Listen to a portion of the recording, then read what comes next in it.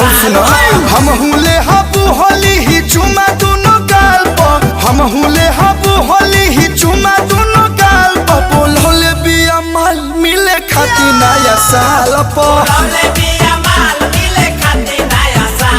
बोलौले बिया माल मिले खाती नया साल पर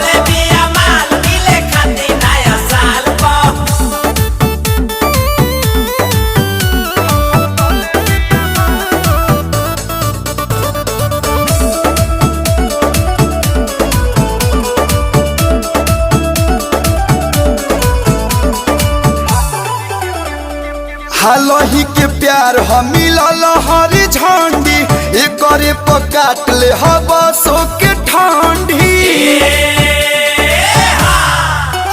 ओकर मीठ बोलिया बड़ी डाहे रे दादा करे जा